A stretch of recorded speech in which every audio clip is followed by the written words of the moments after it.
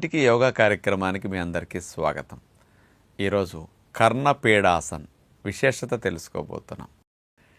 ఎవరికైతే హలాసనం చేయటం బాగా వస్తుందో అలాంటి వారికే ఈ కర్ణపీడాసనం చేయటం వస్తుంది. హల అంటే నాగలి. నాగలాకారంలో శరీరాన్ని పెట్టి అట్లా కాళ్ళని చాపుంచిన తర్వాత కాళ్ళని మోకాళ్ళ దగ్గర నుంచి మడిచి చెవుల దగ్గరికి తీసుకొచ్చి అట్లా బెండ్ చేసి ఉంచుతాం. ఈ కర్ణపీడాసనం అనేది నడుముకి వెన్నుపాముకి అద్భుతంగా ఉపయోగపడే ఆసనం. ఈ కర్ణపీడాసనంలో కంఠ భాగంలో ఉండే థైరాయిడ్ గ్రంథి బాగా యాక్టివేట్ అయ్యి థైరాయిడ్ హార్మోన్స్ని బాగా ఉత్పత్తి చేయడానికి, థైరాయిడ్ గ్రంథికి అసలు జీవితంలో సమస్యలు రాకుండా ఉండటానికి ఈ కర్ణపీడాసనం బాగా ఉపయోగపడుతుంది. పిల్లలు ఎవరైనా ఎదుగుదల సరిగా లేకపోతే ఎదుగుదల బాగా రావటానికి ఈ ఆసనం కూడా వాళ్ళు బాగా చేయించవచ్చు. అది బాగా గుర్తుపెట్టుకోవాలి. అలాంటి వయసులో ఉన్న పిల్లలు, బొజ్జలేని వారు, సన్నగా ఫ్లెక్సిబిలిటీ ఉన్నవారు మాత్రం బాగా చేయగలిగే గొప్ప ఆసనం కర్ణపీడాసనం. ఎలా చేయాలో ఇప్పుడు మనం చూద్దాం.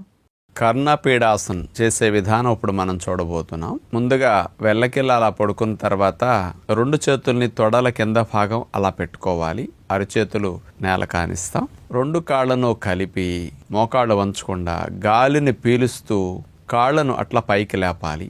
చేతుల సపోర్ట్తో సీటు భాగం దగ్గర పట్టుకుని నడుమును పైకి లిఫ్ట్ చేయాలి. సర్వాంగాసనం అంటాం. ఇప్పుడు ఇది స్ట్రైట్గా ఉన్న కాళ్ళని హలాసనం వలె పాదాలని నేలకి వెనక భాగంలో, తల వెనక భాగంలో ఆనించాలి. ఇది హలాసనం. కాళ్ళు స్ట్రైట్గా ఉంటే హలాసనం. హల అంటే నాగలి. ఇప్పుడు కర్ణపీడాసనం చేయాలి అంటే హలాసనం నుంచి కాళ్ళని మోకాళ్ళ దగ్గర నుంచి మడిచి చెవులకి ఇరువైపులా మోకాల భాగం వచ్చేటట్టు అట్లా ఆనించాలి. రెండు చేతుల్ని వేళ్లల్లో వేళ్ళేసి లాక్ చేసేసి నేల మీద అట్లా చాపేస్తాం. ఇది కర్ణపీడాసన్ ఆసన స్థితి. ఇప్పుడు చూడండి, శరీరం మొత్తం ఒక ముద్దలాగా అయిపోయి అలా ఉందన్నమాట. నడువు నొప్పులున్నవారు, మెడ నొప్పులున్నవారు అస్సలు చేయకూడదు. దీన్ని గమనించాలి. పిల్లలకి ఎదుగుదల సరిగా లేక ఇబ్బంది పడేవారికి కూడా థైరాయిడ్ గ్రంథిని స్టిమ్యులేట్ చేయడానికి బాగా ఉపయోగపడుతుంది. కంఠ భాగంలో ఉండే థైరాయిడ్ గ్రంథి యాక్టివేట్ అవుతుంది అనమాట. ఇది శరీరం మొత్తం మన స్వాధీనంలో రావడానికి కర్ణపీడాసనం అద్భుతంగా ఉపయోగపడుతుంది. ఉండగలిగినంతసేపు ఇలా ఉంటాం. ఉండలేనప్పుడు మెల్లగా ముందు కాళ్ళను అట్లా స్ట్రైట్ చేస్తాం. మోకాళ్ళ దగ్గర నుంచి చేతుల సపోర్ట్ సీటు దిగువ భాగం అట్లా పెట్టి మెల్లగా సీటుని నేల కానిచ్చే ప్రయత్నం చేస్తాం. కాళ్ళు అలా స్ట్రైట్గా వచ్చిన తర్వాత మెల్లగా గాలి వదిలేస్తూ కాళ్ళని నేల కానిచ్చేసి శవాసనంలో రిలాక్స్ అవుతాం. చాలా కష్టంగా అనిపిస్తుంది ఆసనంలో.